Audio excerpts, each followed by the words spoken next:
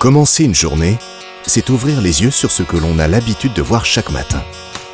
Un rituel souvent semblable, mais pourtant en constante évolution. Mais pour certains, ouvrir les yeux, c'est aussi se lever avec un regard renouvelé, des idées neuves, de nouveaux projets. Commencer une journée, c'est aussi savoir la construire, la vivre au mieux au sein de son environnement et surtout savoir la réussir.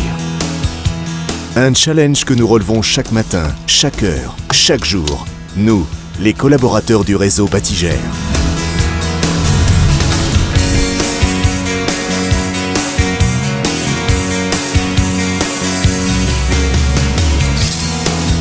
Commencer une journée, c'est par exemple découvrir un nouvel espace de vie, comme cette ancienne maternité de Metz totalement réhabilitée avec 147 appartements locatifs dont 8 logements neufs. Située dans un des plus vieux quartiers de la ville, cette réalisation conserve toute l'authenticité historique du bâtiment en affichant un label performant BBC Rénovation.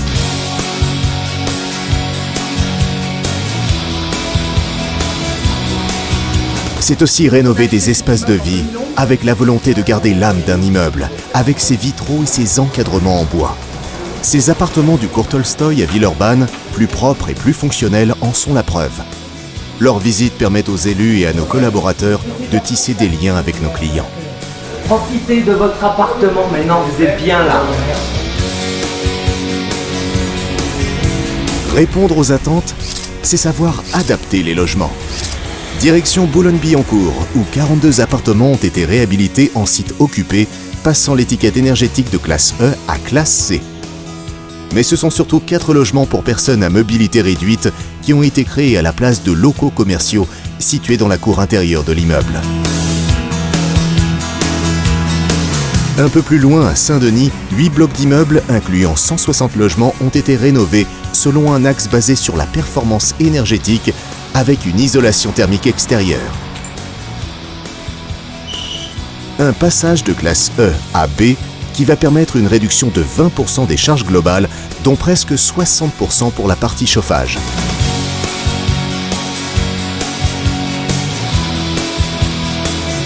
Cap au Nord à Watt, où 18 logements passifs vont prochainement sortir de terre.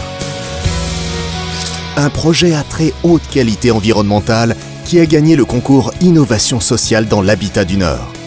Des logements pour nos locataires les plus âgés seront situés au rez-de-chaussée, leur permettant de bénéficier des services de la maison de retraite voisine.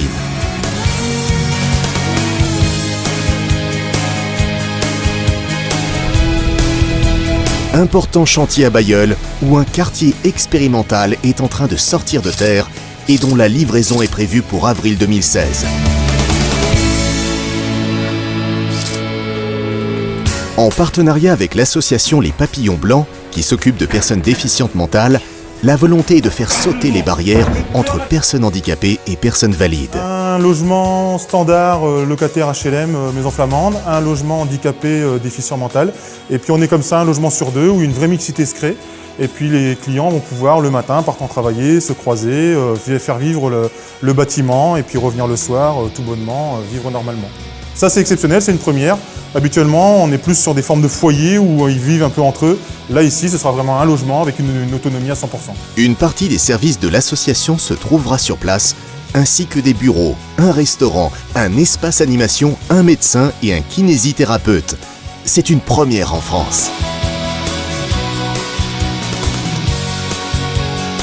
Pour mener les projets, il faut évidemment de l'énergie, beaucoup d'énergie.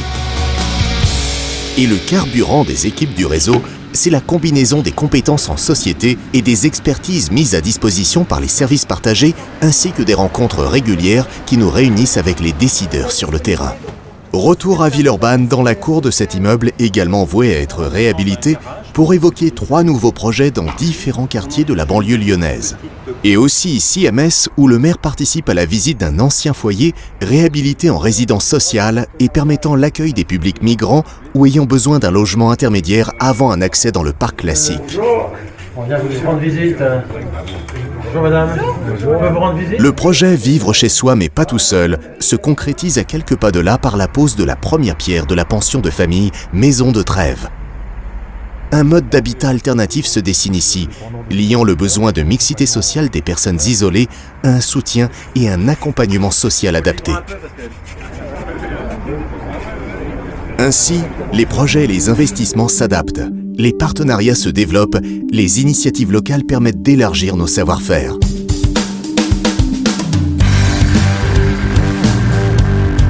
Exemple. À Saint-Étienne, des immeubles neufs accessibles aux personnes à mobilité réduite et aux personnes handicapées pour offrir une alternative au placement en établissements spécialisés et la rénovation d'immeubles historiques pour garder un centre-ville actif. Une réhabilitation de logements avec une réduction de 70% de leur consommation énergétique et l'obtention du label Promotelec Rénovation énergétique à Dole. 12 pavillons neufs BBC à l'ossature-bois issus de forêts éco-gérées à Choiset. Un centre d'hébergement et de réinsertion sociale de 25 personnes pour l'accompagnement des plus démunis à Roanne. Un VEFA au label très haute performance énergétique à Meximieux dans l'Ain. La restauration et la mise en œuvre des anciens remparts avec 15 logements et une nouvelle agence à Agen. Le projet Apprends-toi, avec la mise en place de 31 petits logements permettant de loger des apprentis et situé à proximité des entreprises les accueillant dans les centres-bourgs en milieu rural du Lot-et-Garonne.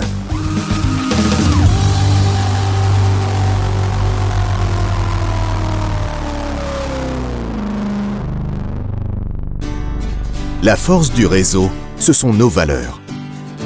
Un réseau humain et innovant, un réseau proche de ses clients. Si la preuve est encore à faire, on la trouve une nouvelle fois sur les routes de France. Le réseau qui innove ici à Dunkerque, où l'état des lieux des logements se fait désormais avec une tablette permettant un gain de temps, une meilleure traçabilité et la possibilité pour les gardiens et les régisseurs d'immeubles d'avoir accès aux informations. Le réseau qui met régulièrement en place des projets étudiés et développés pour répondre aux diverses problématiques identifiées sur nos territoires. Dans un but évident et essentiel, créer du lien social. Ici à Sartrouville par exemple, mais aussi à Sannois ou encore à Vitry-sur-Seine. Alors vous prenez un gant, vous cherchez une pièce. L'intérêt c'est d'avoir un lien qui se crée. Les enfants qui partent sur le ludique et sur le recyclage, c'est très important pour nous, pour la vie des immeubles aussi. Et c'est un bon support, un bon point de démarrage. Des animations de quartier qui permettent ainsi de fédérer les habitants, d'impliquer les locataires dans la vie du site, de créer un lien avec les jeunes, tout en impliquant nos collaborateurs et en leur permettant de gagner en réactivité par la suite. Le contact est vraiment là, ils me disent bonjour avec le sourire, ils sont contents de me voir. J'ai même des câlins, des bises des fois. Donc franchement, oui, le contact, moi j'y gagne. Personnellement, en tant que gardien, j'y gagne avec les enfants et même les parents. Je veux faire ça. Oh, on dirait un bateau. Si on faisait un bateau.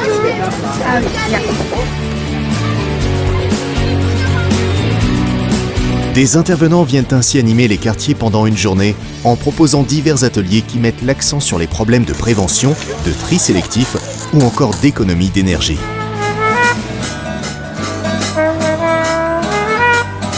Oui, celui-là. C'est qui ?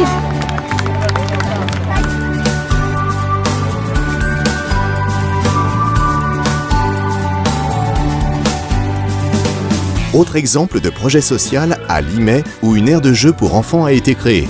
Pour que les utilisateurs eux-mêmes se sentent concernés par les règles de savoir-vivre appliquées au lieu, un concours de dessin intitulé « C'est moi qui fais l'affichage » a été lancé. On a souhaité les impliquer dans une démarche à travers le jeu, que ce soit le crayon coopératif qui puisse identifier les problématiques et eux-mêmes les mettre sur un dessin.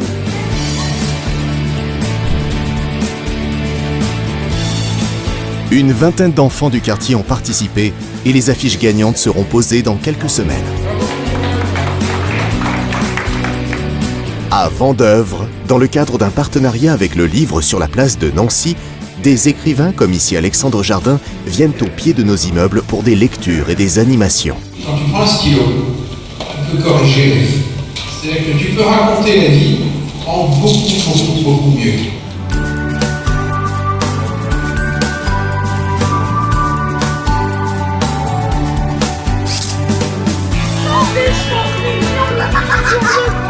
À Choisy-le-Roi, une journée d'animation est organisée pour fêter la fin d'une profonde mutation du quartier et permettre aux habitants d'investir ce nouveau cadre de vie. Cité Sport propose notamment 3 activités, tout en concrétisant la volonté du réseau de promouvoir le sport. La signature d'une convention de mécénat avec l'association Frontball Développement va ainsi permettre, tout en assurant la promotion d'un sport moderne où chaque mur est une aire de jeu potentielle, de favoriser l'épanouissement des enfants dans un esprit solidaire et citoyen.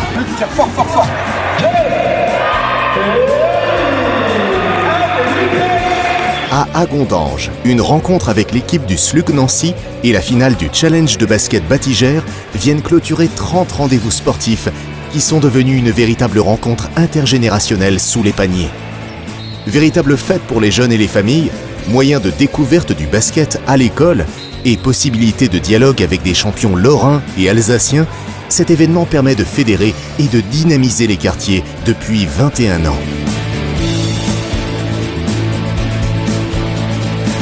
Et enfin, à Nancy, cet été, les rues de la ville se sont embellies de fresques murales ou directement apposées sur l'asphalte de la rue. Ce partenariat établi avec la ville de Nancy permettra d'offrir des rendez-vous culturels à nos locataires et à nos collaborateurs.